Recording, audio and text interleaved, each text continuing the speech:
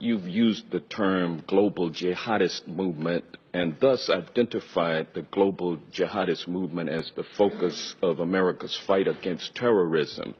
Isn't it a fact that the global jihadist movement is very closely linked to the teachings of Wahhabism? Yes or no? Yeah, I would say they draw inspiration in a perverted sense, but yes, I would say, and Robert may want to elaborate on that. But the two big global jihadists are Al Qaeda and ISIL. And they draw their inspiration from the Wahhabi strain of Islam, isn't that correct? Yes. And the Wahhabism is a 18th century offshoot of Sunni Islam, which began in the land that has come to be known as Saudi Arabia. Isn't that correct? Yes. And Wahhabism seeks to purify Islam by getting rid of a number of human behaviors and practices that it considers to be sins against Allah. Correct? Correct. And Wahhabism is a strict, fundamentalist, highly intolerant strain of Islam. Correct? Yeah. Correct? And now, isn't it a fact that the Saudi ruling monarchy derives its legitimacy by reliance on the ideology of Wahhabism? You want to?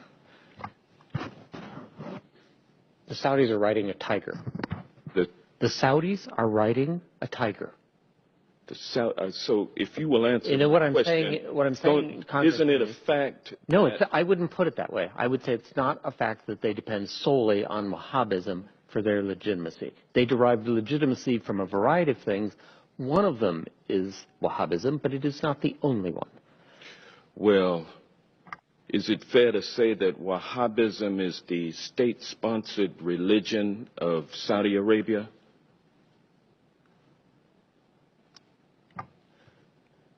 Yes, the Saudi government sanctions Wahhabi imams in their major mosques.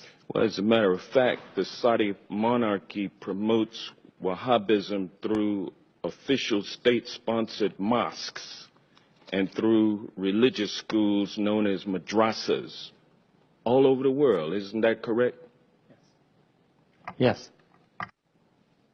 And isn't it true that the Saudi government, Wahhabism throughout the world, based on its oil and gas revenue? Absolutely, the government's revenues, directly or indirectly, help the proselytizing that you mentioned.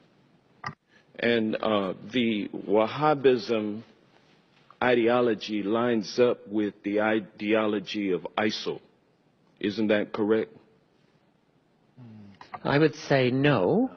For example, the Wahhabis in Saudi Arabia, the official ones, do not kill Shia. They persecute them. They do not have equal rights. They do not have equal rights, but they don't kill them. However, a Shia in Mosul or a Shia in Raqqa is liable to be killed. Well, yeah, but it's true, though, that the ideology of ISIL lines up with Wahhabism. I would say it's a starting point, and then the Islamic State has taken it several steps farther. Yes. And is it fair to say that Saudi support for the teachings of Wahhabism create fertile ground for ISIL recruitment efforts? I think Saudi promotion of Wahhabism is absolutely a problem in terms of Islamic State recruitment. And so we will be unable to defeat the global jihadist movement, which is based on largely Wahhabism, which is a state-sponsored religion of Saudi Arabia, without somehow enlisting the support of the Saudi royal family in withdrawing its financial support for Wahhabism. Is that a fair assessment? So in the discussion we had earlier about dealing with radicalization in the first place, this is what you're talking about, right? I think Saudi Arabia is a center of where that needs to take place. So there needs to be a discussion with the Saudis about their support for Wahhabism and how it should be treated and how they should think about it. So absolutely right. What was the latest amount of arms that we sold to Saudi Arabia? The latest shipment, I think it was what, $100 million worth of arms?